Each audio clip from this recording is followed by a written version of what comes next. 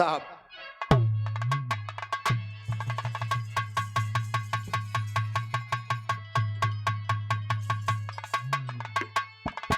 ज्योति एक लड़की रहा, पढ़ी लिखी, ब्रिलियंट रहा, स्मार्ट रहा। तो आज के दौर में लड़कियन की स्मार्ट हो बहुत जरूरी है। एक लड़किया इसे गांव देहात के रोडिये से चला जाता है, लड़कीवा कहे हेलो डियर, लड़किया कहे यार ये लड़कीवा अंग्रेजी बोलत हुए, कहे hello dear please come here. लड़किया तनी तुनी नीचे हाथे, हाई स्कूल फेल रहा है, पास रहा यार। गवा कहे बोलिए, कहे ये लड़के मेरी बात सुनो, बात सुनो मेरी। लड़कीवा सोचे से यार हड़की आवत हुए, कहन बोला बोला का बात है। लड़कीवा कहत का मार साहब, मैं नाजहूस्न हूँ। आए लड़के, मैं नाजहुस्न हूँ। लड़कवा कहे होबू अपने घरे को होबू, हम का करें। कहत का बात, मैं नाजहुस्न हूँ, अरे तू मेरा यह तराम करो। जवानी नाम है मेरा मुझे सलाम करो, जवानी नाम है मेरा मुझे सलाम करो, जवानी नाम है मेरा मुझे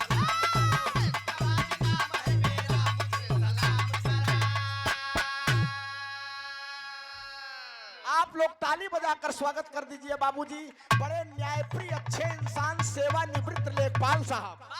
आप राम कुमार वर्मा भावी ग्राम प्रधान प्रत्याशी हैं। आप लोग एक एक अमूल्य मत देकर इनको ग्राम सभा का प्रधान बनाइए, गांव का विकास करेंगे, आप सबके सम्मान में कभी दाग नहीं लगने देंगे। सुंदर पुष्पहार 100 रुपया बहुत बहुत प्रणाम है। लड़कीवा कहे मैं नाजे हुस्न हूँ, तू मेरा यह तराम करो, जवानी नाम है मेरा मुझे सलाम करो। लड़कीवा यही कछारन कैती रहा, कहा ए लड़की पलट, कहा सुना तो का सलाम करब। ये हमार बुद्धिया खुले तब बताई। सुधर जा यार, कहन धोखा सलाम करब, लेकिन एकठी हमार काम है। कहत का मास्टर, अरे तुम्हें सलाम करो, तुम्हें सलाम करो, अरे बस मेरा एक काम करो, अरे अपनी मस्त जवानी हमारे नाम करो, अपनी मस्त जवानी हमारे नाम करो, अपनी मस्त जवानी हमारे नाम करो। लेकिन बिरहा के अंदर कबीर जी की बड़ी कोटेशन प्रो लाइन है मार साहब, गौर करिएगा। अरे तन है मानो का, मनैक तन पाया मनैक, बार बार न मिली। अरे तन है मानो का, अहंकार करो, अरे काम ऐसा करो सारे जहां में नाम करो, काम ऐसा करो सारे जहां में नाम करो, काम ऐसा करो सारे जहां में नाम करो। अब वहीं तनिक पसीनियाने हैं यार, यहीं से कहानी की शुरुआत मास्टर साहब।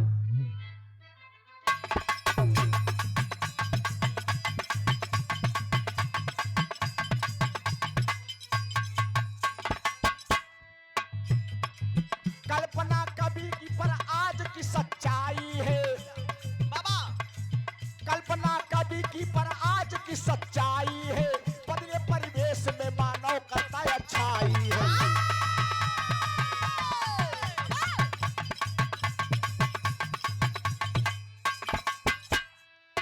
शहर बनारस भोले बाबा की नगरिया हो, शहर बनारस भोले बाबा की नगरिया हो, राजा हरिश्चंद्र के सत्य की डगरिया हो।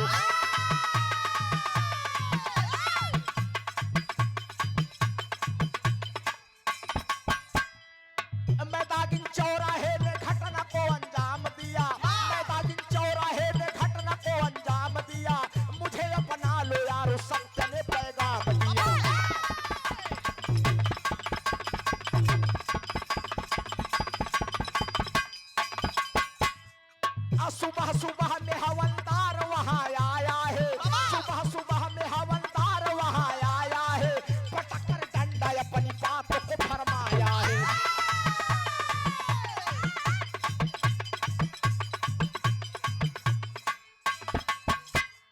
जवन बिरहा गावत है का बिरहा मबे के उगाए नाइब बा बिरहा सुने वाले मेरे दोस्त, मैदागिन चौराहा बनारस की यह घटना है। सत्यवादी राजा हरिश्चंद्र की धरती कही जाती है काशी बनारस। भोरहरिया कबेला व मैदागिन चौराहा बनारस पे राजा सत्यवादी राजा हरिश्चंद्र के सत्य भोरहिया में खड़ा बाटे। भोरहिया में खड़ा हो के वही चिल्लात बके दुनिया वालों, लाख 2 लाख के लालच में आप लोग चोरी बेईमानी हत्या डाका डकैती बलात्कार क्यों करते हो? राजा हरिश्चंद्र मेरे राजा थे, उन्होंने सत्यता के लिए डोम के घर तीनों प्राणी बिक गए, पूरी राजधानी बिक गई। राजा हरिश्चंद्र के सत्य चिल्लात दुनिया वाले जाग जा, चोरी बेईमानी हत्या बलात्कार डाका डकैती छोड़ दिया, हमका अपनावा, हम सत्य ही। इतने भोरहिया में खवलदार पहुंचा, डंडा पटक देस कहे से बे के है ते भोरहिया मार कपर कपर चिल्लाता है। सत्यवादी राजा हरिश्चंद्र के साथ डंडा उंडा ले देखे हवलदार कहा साहेब हम राजा हरिश्चंद्र के सत्य ही। कहन सत्य है? कहन तो कौन का कहे चाहता? कहन हम दुनिया वाले के जगावत है, दुनिया वाले लाख 2 लाख 4 लाख के लालच में चोरी बेईमानी हत्या डाका डकैती बलात्कार बंद कर दे जा, सत्य अपनाई ले। हवलदारवा डंडा पटके कहे ए राजा हरिश्चंद्र के सत्य, आज के सत्य तू न है, आज के सत्य हम ही और आज के सत्य हमरे डंडा में बा। तब तो राजा हरिश्चंद्र के सत्य डेरान भाई साहेब कहा यार ये हवलदारवा कहत बा आज के सत्य हम ही, आज के सत्य हमरे डंडा में बा। कहन डंडा में कहन मतलब कहन हम हवलदार है, जेका चाहे 4 डंडा मार के अंदर कह दे, धारा 376 लगाई दे। जोन गांजा बिका तो पैसा के ले थाने चौकी पहुंचत बने। कहन हाँ साहेब, बाबूजी हड़कियावत है, गौर करे एक लाइन तरज बाप।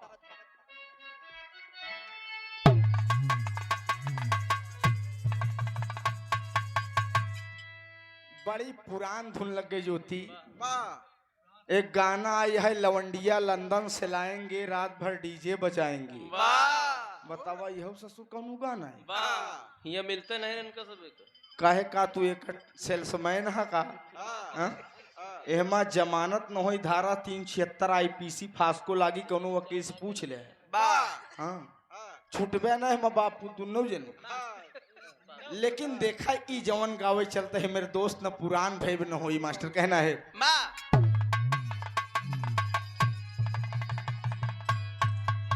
अरे पारी रे उमारिया में, अरे पारी रे उमारिया में, अरे पाही नौ चुनरिया मोरे राम, पाही नौ चुनरिया मोरे राम, पाही नौ चुनरिया हो राम। हे रामा हे रामा हे रामा हे रामा हे रामा ऊ हई हो चुनरिया जनवा मारई हो राम। हे रामा ऊ हई चुनरिया जनवा मारे हो राम। हे रामा ऊ हई चुनरिया जनवा मारे हो राम। हवलदार कहत पर राजा हरिश्चंद्र के सत्य से सुन ले, जनता भीड़ लगाई ले, 4 पुलिस वाले अगर लपटियाए जाए लाठी से मार छितिर बितिर कह दे थी। आज के सत्य हम ही।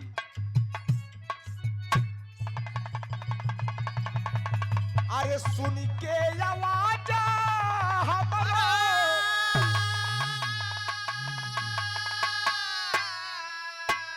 परैले सब जहानावा मोरे राम, परैले सब जहानावा मोरे राम, परैले सब जहानावा हो राम।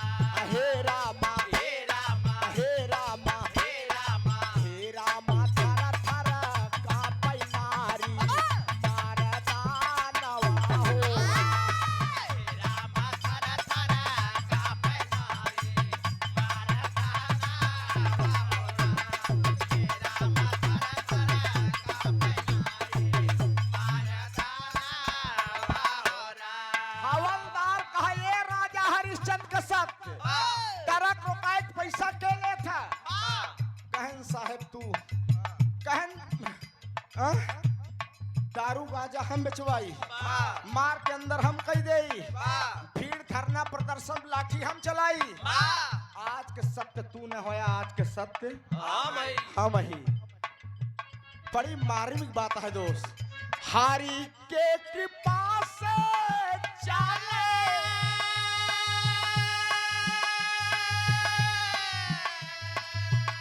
हमारा खाना तनावा मोरे राम हमारा खाना तनावा मोरे राम हमारा खाना तनावा हो राम आहे रामा हे रामा हे रामा हे रामा हे रामा वरदी में छिपना बा गुलरा चानावा हो हे रामा वरदी में छिपना बा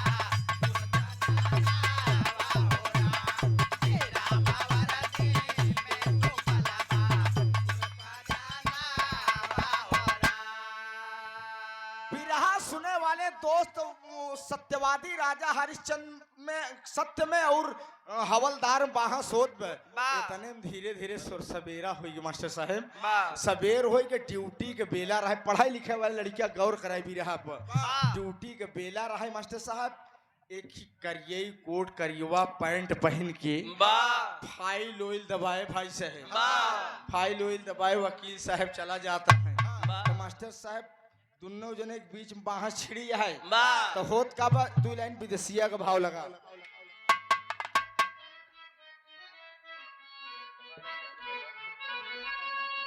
अरे ड्यूटी की बेला रहली भोर के समैया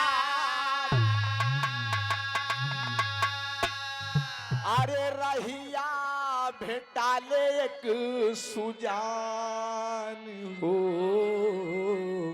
रहिया भेटाले एक सुजान गले बीच टाई सूट बूट के लहरिया जाई पहुँचे बोला ले बयान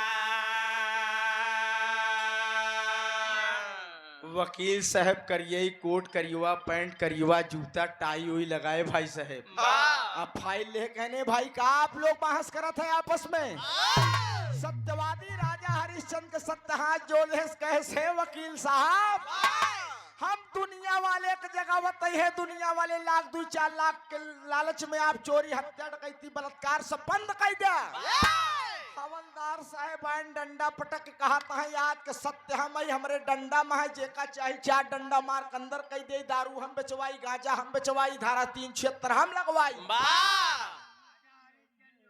अरे यार बैठ बैग ने बैठ जा बैठा एड़ के बैठ जा यार अब तू हमरन दांते काटे लागे अब हमरन दांते काटता है तू अब वही एक सीसी और ले तनकर और ज्ञान काम करी हाँ यही से हम तू पनप नहीं पावत है अरे बाबू बिरहा पर गौर करेंगे बिरहा सुनने वाले साथियों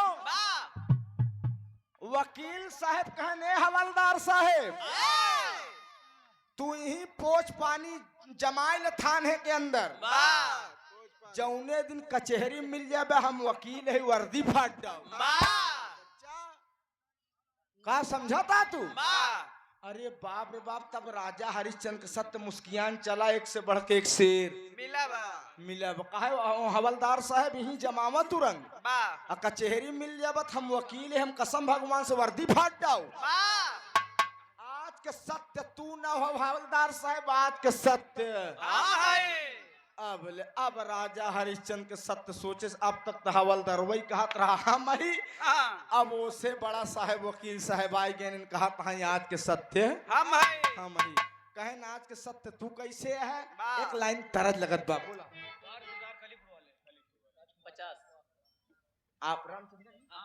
आप हमारे रिश्तेदार भैया रामचंद्र यादव जी कलीपुर सादर 50 रुपया लेकिन ये बिरहा सुन के जाए बड़ी मजेदार बात है बहुत बहुत प्रणाम है ये हैदर अली उस्ताद लवकुश चरित्र में गाया है मास्टर साहब। अरे तोहरे माता पिता के धन्यवाद है, तोहरे माता पिता के धन्यवाद है, तोहरे माता पिता के धन्यवाद है, तोहरे माता पिता के धन्यवाद है, तोहरे माता पिता के धन्यवाद है, तोहरे माता पिता के धन्यवाद है। तोहरे माता पिता के धन्यवाद है, तोहरे माता पिता के धन्यवाद है।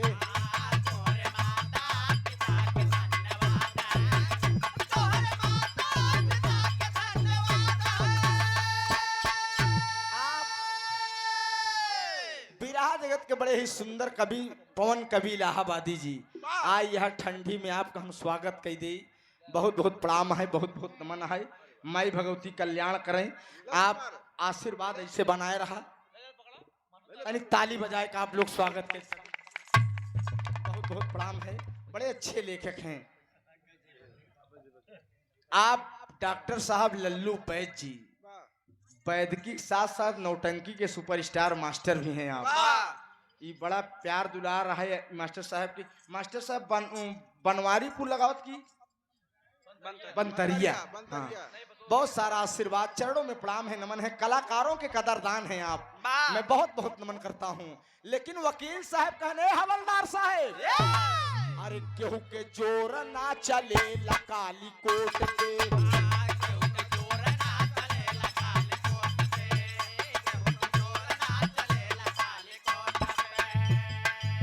सबके झूठे करी खाली नोट पे, सबके झूठे करी खाली नोट पे, केहू के जोर ना चले काली कोट पे।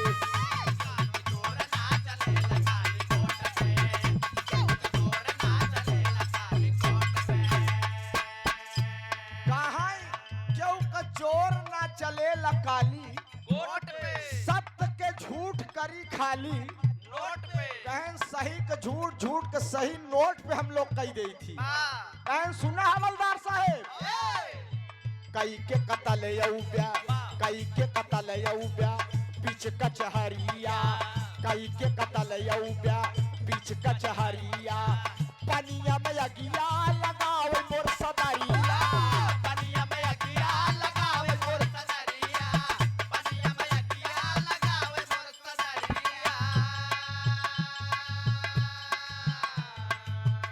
जज के कुर्सी हिलाई खाली ओठ से, जज के कुर्सी हिलाई खाली ओठ से, क्योंकि जोर न चलेला काली ओठ से, ओठ से।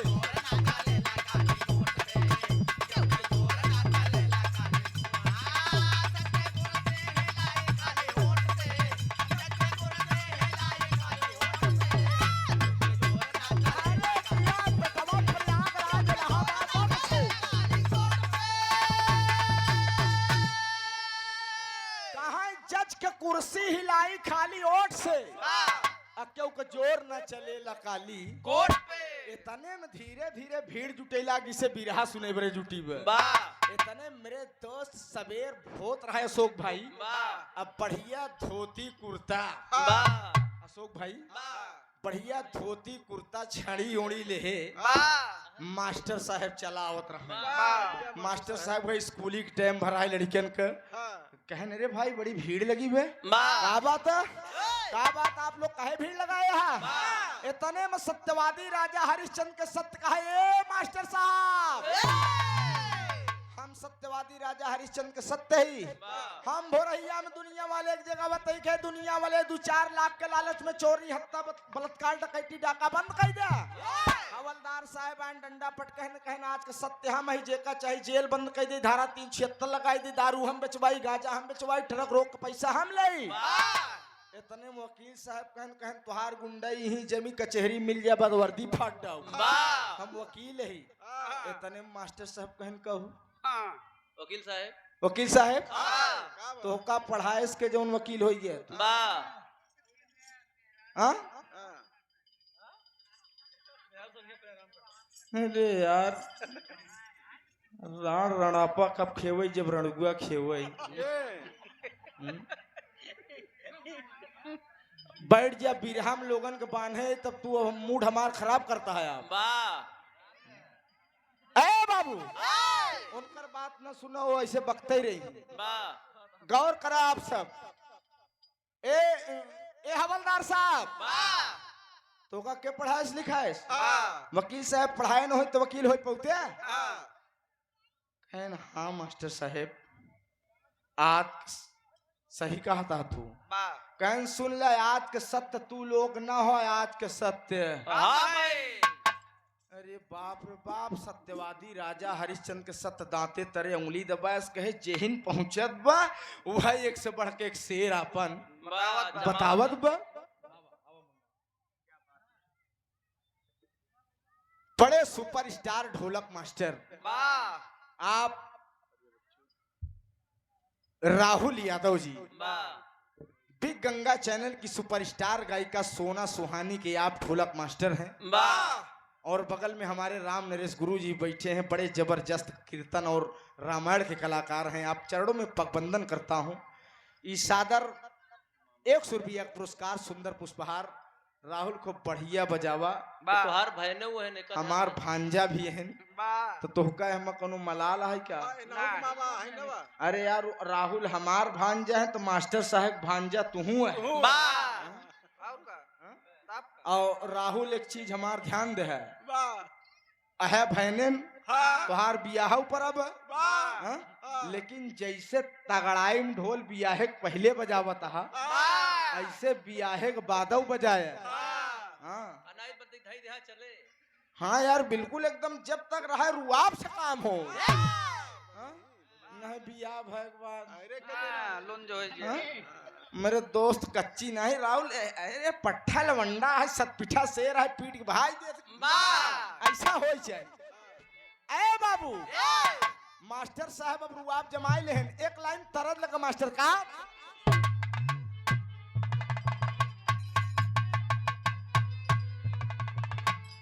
बार हैदरली उस्ताद कभी कभी बाबूजी याद आती है, रोंगटे खड़े हो जाते हैं। ये भोजपुरी एकरे बगल भोजपुरी लगे हर नवा धई धई दाबत बा। नवा नवा अरे ससुर जब नवा नवा ड्राइवर रहे कुछ दाब दे, कलश दाब दे, डिरके पहले लगाई दे। ये बाप रे बाप बाइब। लेकिन एका सुना, मोरी झूलनी पे मर गए ज्योति रस है न मां, मोरी झूलनी पे मर गए लाखों जवान, मोरी झूलनी पे मर गए लाखों जवान, मोरी झूलनी पे मर गए लाखों जवान।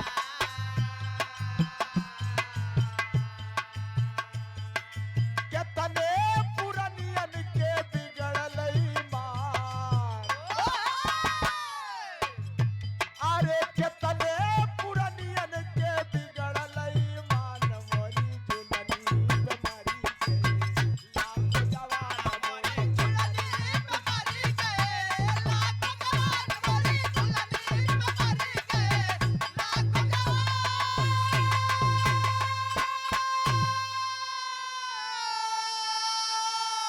अरे जिया शेर कभाऊ कभाऊ जीव भर दिए थे यार तू लोग। आजकल निमोना खाता है ने। अरे बाबू काहे मचल तकरिया, मास्टर साहब कहा थे अरे काहे मचल तकरिया, साहिब हमार काहे मचल तकरिया,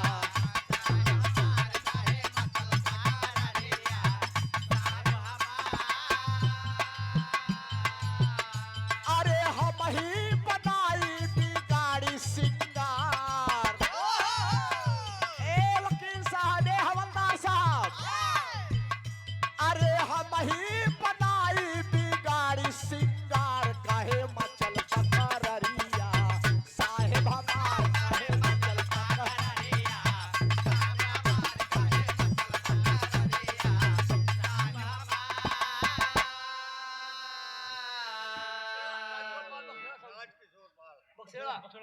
आप बाबू राज किशोर पाल जी बक्सेड़ा के धरती से बिरहा का भाव पे भाव विभोर हो गए।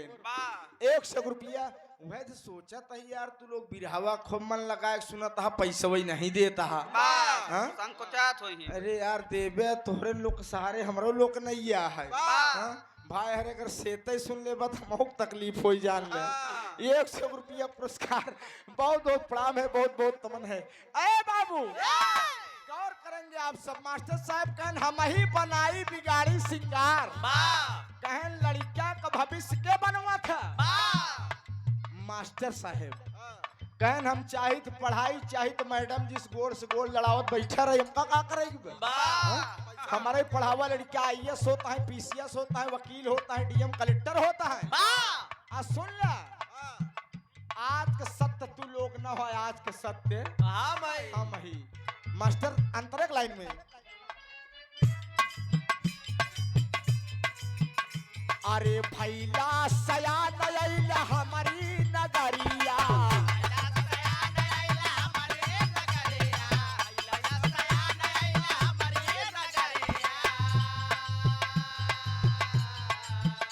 अरे टेढ़ सोझ कारी जस कोहार के चकरिया,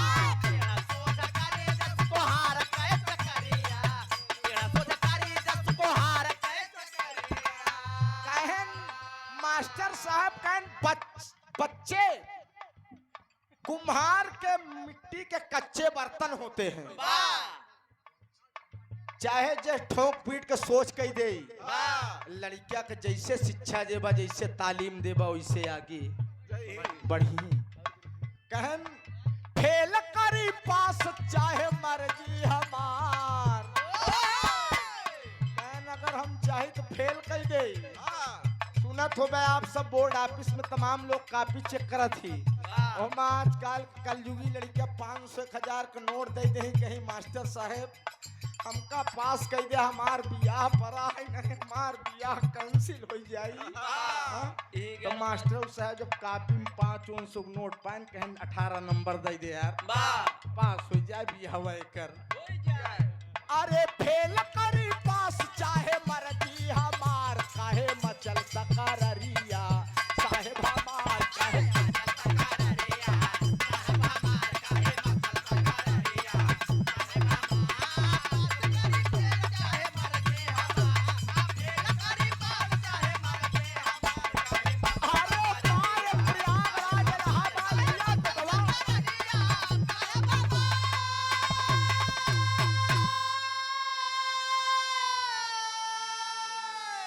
गौर करेंगे बाबूजी। मास्टर साहब रुआब जमान कहे आज के सत्य हम वही वकील साहब है हवलदार साहब। इतने मेरे दोस्त पूरा चौराहा जाम भीड़ लग गए। सफाई का बात है भाई, का बात है। इतने में बाबूजी नेताजी मास्टर साहब नेताजी बढ़िया खादी भंडार कुर्ता पहने, बढ़िया उजरका पैंट अशोक भाई, अब बढ़िया जूता, बढ़िया सूट बूट में एकदम दूधू ठीक गनर ले स्कॉर्पियो के साथ बाबूजी नेताजी आए गए। कहन यार मैदागिन चौराहा बनारस पूरा जाम है, क्या बात है। नेताजी भाई साहब उतरेन, अरे उतरेन देखें तो होत का भी लाइन तरज बाप।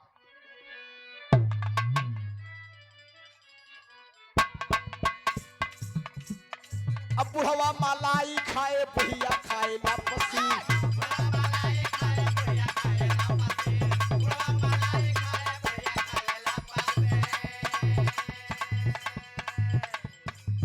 सूरज प्रजापति यूट्यूबर ई तर्ज तोहरे माइक जमाने का। ये लड़कियां बहुत चंचल है जान ले।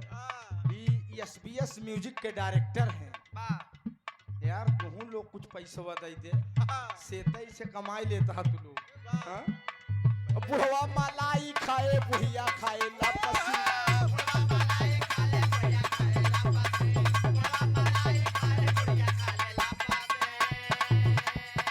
केहू से कमर न पतोहिया पिए के पसी, केहू से कमर न पतोहिया पिए के पसी। बुढ़वा मलाई खाए बुढ़िया खाए लापसी,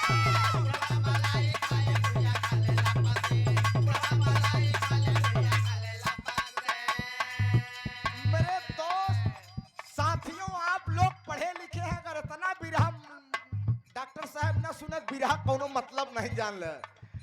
अरे देख भीड़ ज्यादा तबले आई गए नेताजी।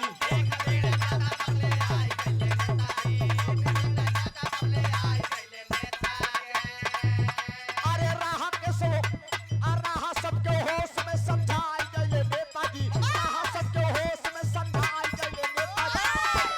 ज्यादा तबले आई गए नेताजी।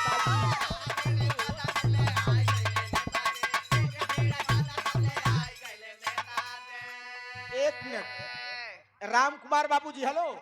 पशु आहार बाद में बांटा। प्रधान जी 10 मिनट हमार बिरहा और चली। जब 7 बजे लगी तब ई चटपटा बटवाया नहीं हमार पुल मटिया मेट हो जाए। अब वहीं जहाँ नाश्ता पान पुल ठन गोपाला हो जाए। अरे बाप रे बाप नेताजी कहन का बात है तनी भीड़ लगाए है आप सब। अरे बाप रे बाप गौर करेंगे मेरे दोस्त सत्यवादी राजा हरिश्चंद्र के सत्य का। ए नेताजी हम राजा हरिश्चंद्र के सत्य है। हम दुनिया वाले एक जगह मत है चोरी बेईमानी हत्या बलात्कार डाका डकैती बंद कर दिया। सही बोला सत्य बोला। हवलदार आन डंडा पीट कहना आज के सत्य हम है। हमरे डंडा में है जेका चाहे 4 डंडा मार के अंदर कह दे। आज के सत्य हम है। इतने वकील साहब कान कहने हवलदार हिया बोल ला कचहरी मिल जा वर्दी फाड़ दाओ। ओकरे बाद मास्टर साहब कहने हवलदार ए वकील साहब पढ़ाए न हो तो ठेंगा वकील बन पौते। आज के सत्य हम ही चाहे लड़का पास करी चाहे फेल करी। नेताजी कहन ए मास्टर साहब हम शिक्षा मंत्री है। मंत्री जी हम नहीं यार उ नेताजी कहा था। कहन हम शिक्षा मंत्री है। तब तो मास्टर साहब कांपे शुरू कर दी। कहें शिक्षा मंत्री है कहन हाँ। कहन मास्टर साहब तनख्वाह तो का के दे था। कहन मंत्री जी आपके सरकार आपके कोटा से हमका मिला था। कहन तो आज के सत्य तू भय कि हम भय। मास्टर साहब सीधा साधा मनई कहन आज के सत्य तू है नेताजी। आज के सत्य तू है कहन अगर बोल दे तो मास्टरी चली जाए। अब भी हम बारीक लाइन पकड़त कहना है।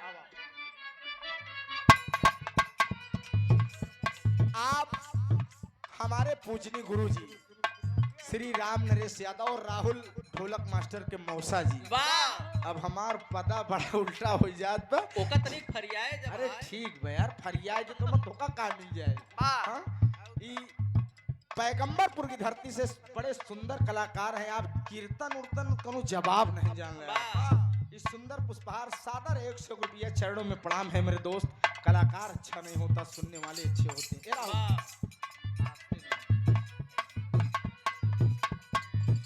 अरे बकर बकर बोला जी ने बात सुना मोर हो।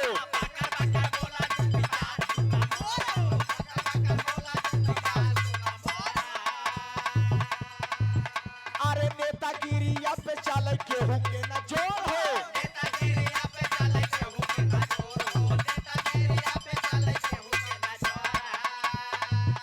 अरे उल्टी सीधी बात में फंसाई गए नेताजी। उल्टी सीधी बात में फंसाई गए नेताजी। देख भीड़ ज्यादा तबले आई गए नेताजी।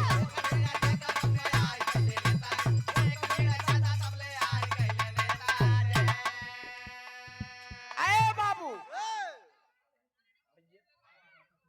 नेताजी कहन ए मास्टर साहब हम शिक्षा मंत्री है। तो का तनख्वाह हम देते हैं हमार सरकार देत। मंत्री हम ही विधायक हमार सांसद हमार प्रधानमंत्री हमार मुख्यमंत्री हमार। नेतागिरी के आगे केहू जोर चलत है।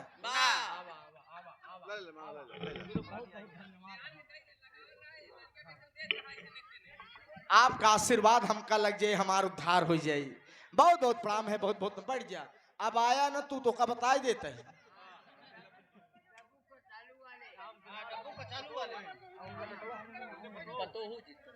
आप होनहार बिरवान के हो चिकने पात। ये हमारे भावी ग्राम प्रधान प्रत्याशी राम कुमार वर्मा बाबूजी की पतोहू। ये हमारे भाभी जी की तरफ से ये 100 रुपया पुरस्कार। देखिए मेरे दोस्त जिस घर में शिक्षा का महत्व है वहां लक्ष्मी की कमी नहीं होती। हम आगे बात बतावत है कर सुन ले। 100 रुपया इनका एक जने पकड़ के ले जाता है यार। जा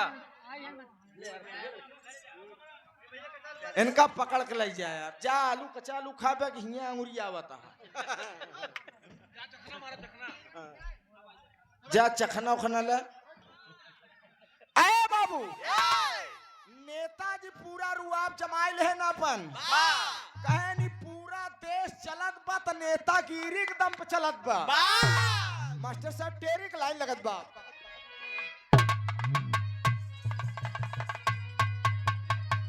अब राजा हरिश्चंद्र के सत्य सोचत बे यार जेही नावत बस ससुर एक से बढ़ के खोज चला जाता है। अरे राम सच्चाई में छिपल बा दुनिया। अरे राम सच्चाई में फसल बा दुनिया। अरे आज का सत्य कौन है पूछे ली लेखनिया। सच्चाई में फसल बा दुनिया।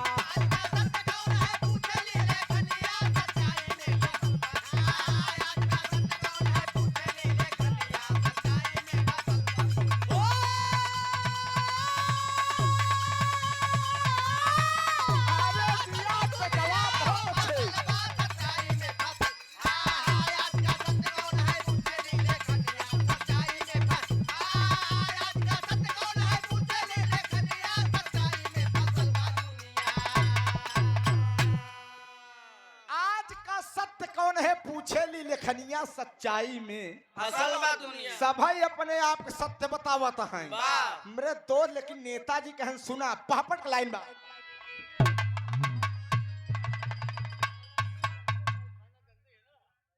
आप हमार जानत है बेतना हम न जानत बेकार है। बाला दीन यादव जी कैथाना की धरती से बड़ा दूध दुहाया हमरे हिया यार। एक 51 रुपया पुरस्कार बहुत बहुत नमन है। बस 5 मिनट भी रहा और बचा है मेरे दोस्त कहना है।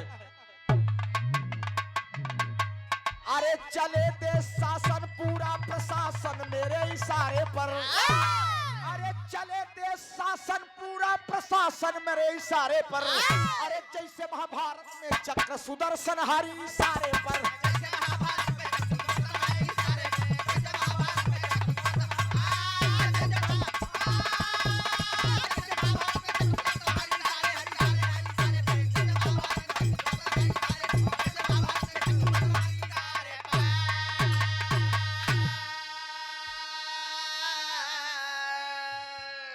चले देश पूरा शासन प्रशासन मेरे इशारे पर। जैसे महाभारत में चक्र सुदर्शन हरि इशारे पे। इतने में खूब मास्टर साहब भीड़ जुटी रहे जनता खूब जुटी रहे। सब एक से बढ़ के एक शेर हो जाता है। इतने में होत का है आल्हा का लाइन लगत बा।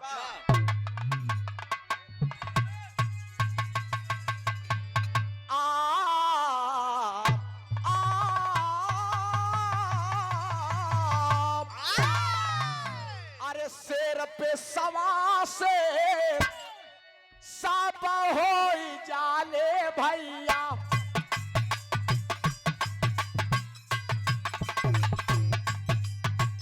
लेकिन केहू नजर नहीं आवे सत्यावा।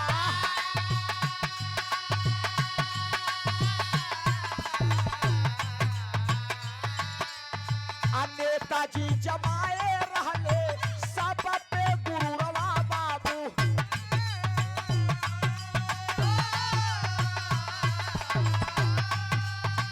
तब ले वही भीड़िया से उठल नौजवा।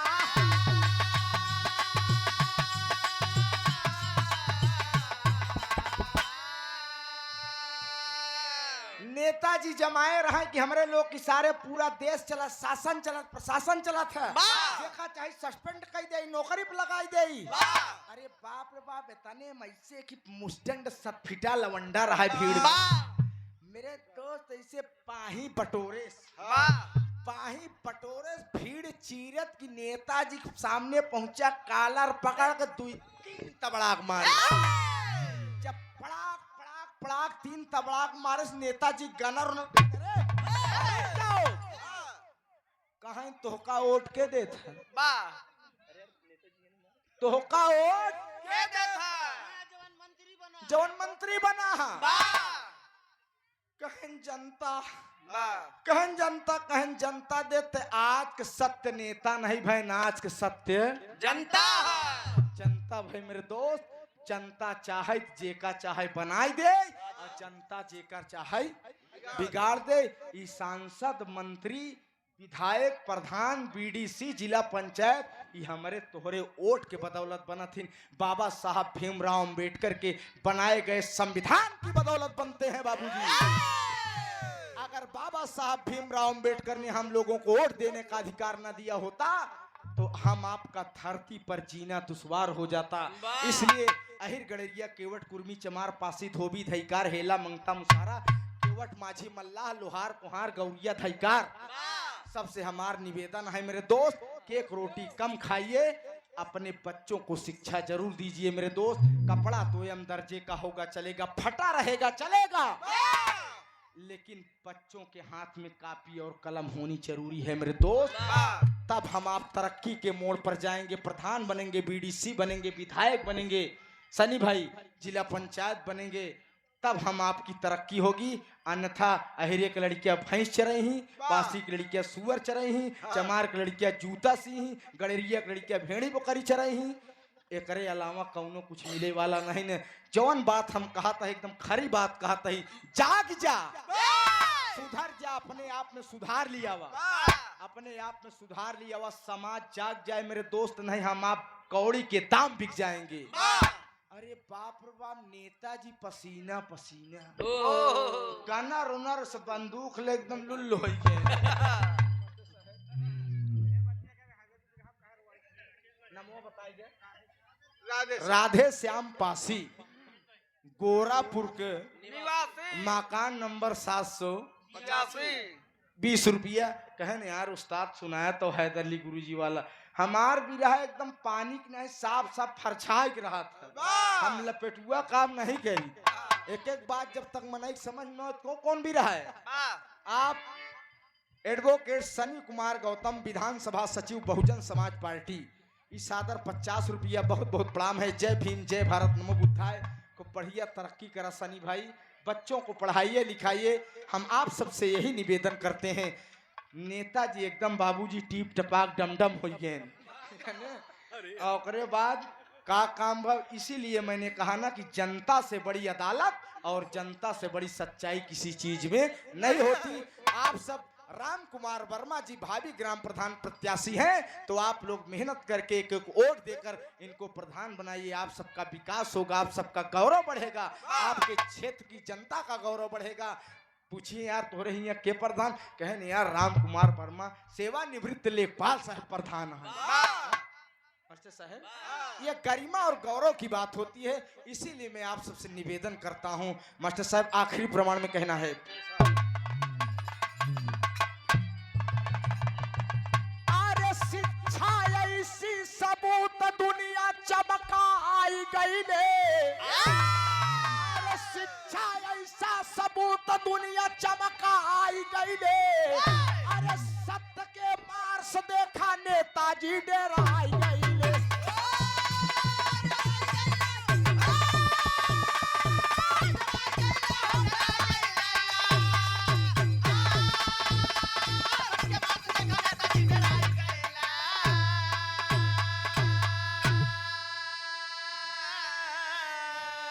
शिक्षा ऐसा सबूत दुनिया चमकाई गईले, सत्य के मार से देखा नेताजी डराए गईले। बाबा साहब भीमराव अंबेडकर ने कहा है कि शिक्षा वह शेरनी का दूध है जो पीता है वह कुर्राता है।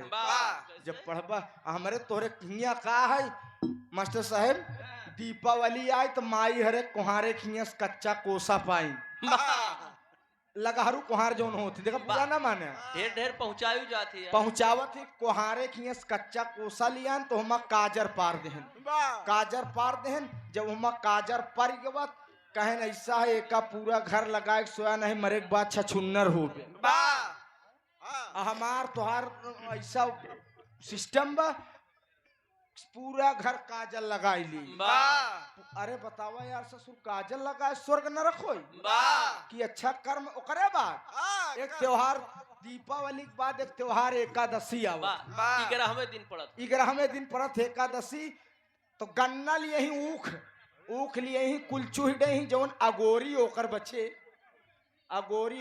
ओका धई दे ही आ सबेरहवा जोन है घरे पुरान सूप ले ही वाह माई हरे पुरान सूप ले ही आ वही एड़ के वाह सूप लेके वही उखिया के डंडवा से पिटी ईश्वर भैया आवे दलिद्दर भैया कहीं ईश्वर भैया आवे और दलिद्दर भैया अरे यार सूप पीटे से दलिद्दर ससुर भाग वाह वो पुलोची कहती स्पीड अहू पुलहुची कहती पीटे से दलिद्दर भाग दरिद्र कब भागी मेरे दोस्त जब लड़कियां पढ़ाई लिखाई दे बया मेरा एक रिश्तेदार है शिवम यादव साधोपुर बहरिया आईएएस हो गया है पढ़ लिख के आईएएस हो गया बा अब केरी वाले मास्टर साहब रिजल्ट आया पास हुआ आईएएस हो गया है घरे कुल ससुर दलिद्र भाग लक्ष्मी तांता लग गया है घरे में अब 10-20-50 लाख करोड़ों रुपया दे बियाह करे वाले तैयार हैं। वाह ई काम करा पढ़ाई लिखाई दे DM SDM IAS PCS collector हो जाए लक्ष्मी तांता लग जाए और सूप पीटे से दलिद्र ससुर ना भागे न भागे हमार बात जे का बुरी लगी हो हमार वापस कह दे मेरे दोस्त क्योंकि मैं एकदम खरी बात समाज में रखता हूँ मैं अपने समाज को जगाने का प्रयास करता हूँ यहाँ ढेर जने गावत है वही यही गई ही हरनवई धई धई दावत बोकर बात चला जाही लेकिन जौन बात बतावत ही ई सब बात न बताई वाह मास्टर साहब कहना है अरे शिक्षा ऐसी ताकत ऐसा अरे बाट हथियार अरे कलम का पुजारी रहले अम्बेडकर जुझार हो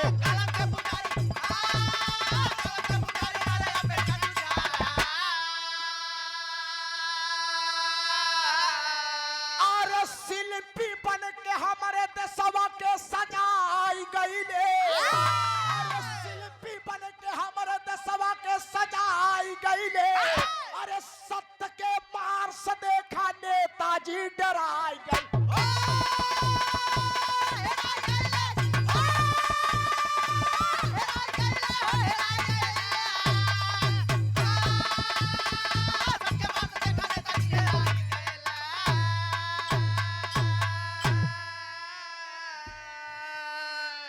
बिरहा सुने वाले मेरे दोस्त मैं मंच के माध्यम से पुनः हाथ जोड़कर आप सबसे निवेदन करता हूं कि आप सब पढ़िए लिखिए पढ़ाइए लिखाइए तब तरक्की होगी तब विकास होगा मैंने कहा ना कि बिरहा केवल मनोरंजन का साधन नहीं है जब सनब्या तब जनब्या स्वर्ग में आसन लाए गुरुवर मुन्नी लाल पंडाल